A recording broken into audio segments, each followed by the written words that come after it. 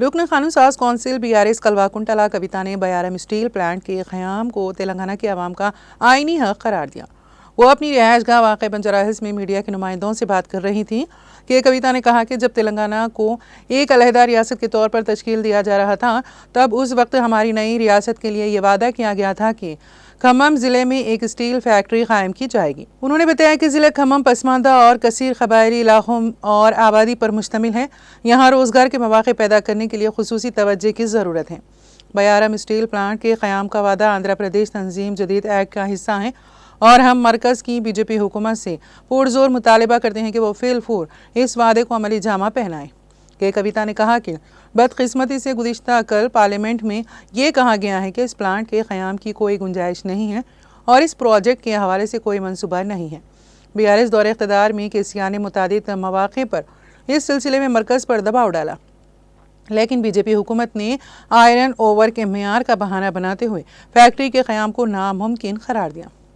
अहमियत की हामिल बात यह है कि KCR ने इस फैक्ट्री के लिए ज़रूरी इजाफी 100 million ton iron ore Chhattisgarh से हासिल करने के लिए वहाँ की हुकूमत से बातचीत भी की थी। इसके बावजूद BJP की जानिब से किसी किस्म की मुस्बित पेशरफ्त नहीं की। कविता ने कहा है कि हम तेलंगाना तहरीक के वक्त से ही KCR की क़यादत में बयारम स्टील फैक्ट्री के लिए जदोजहद कर रहे हैं। KCR ने 2013 में उस वक्त के वज़ीर-ए-आज़म डॉक्टर मनमोहन सिंह को तेलंगाना के बयारम स्टील फैक्ट्री के क़याम से मुतालिक एक मकतूब भी तहरीर किया था। KCR का मानना है कि अगर बयारम में स्टील फैक्ट्री कायम की जाती हैं तो इससे मुकामी सतह पर रोज़गार के मौक़े में ज़बरदस्त इजाफा होगा।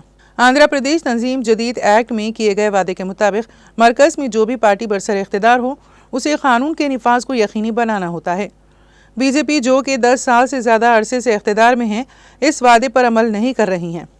अगर BJP को तेलंगाना से फ़िल वाकई मोहब्बत है तो इसे फ़िलफूर बयारम में स्टील फैक्ट्री कायम करना चाहिए। पार्लियामेंट में बयारम में स्टील फैक्ट्री कायम ना करने का ऐलान किया गया। रियासत तेलंगाना से BJP के 8 अरकान पार्लियामान मुंतखब हुए, ताहम अफसोस की बात है कि किसी ने भी लबकुशाई नहीं की।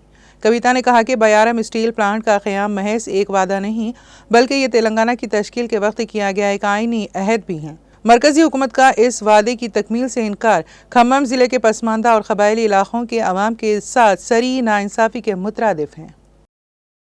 Section 93, when Telangana was being formed as a separate state, it was promised to our new state that a steel factory would be set up in Bayaram ores, Bayaram mines in Khammam district. Khammam is a backward district. It is a heavily tribal district, and it needs a lot of support in generation of employment. And the very easily available employment opportunity is if we can set up a steel plant there. It has been promised to us as a part of the Reorganization Act, and we demand that the Bharatiya Janata Party today immediately sets up a steel factory. Unfortunately, yesterday in the parliament, they have said there is no feasibility or they have no plan to do it. But when KCR Garu was in power here in Telangana, we had in fact made some understanding with the Chhattisgarh government also to supply more ore from Chhattisgarh, so a viable steel factory can be set up here in Khammam. I demand the current Congress government in Telangana to take up the issue, to convince the central government and to make sure that a Bayaram steel factory is put immediately. This is to create employment opportunities to the youth of Khammam and to the youth of Telangana. Thank you. Jai Telangana.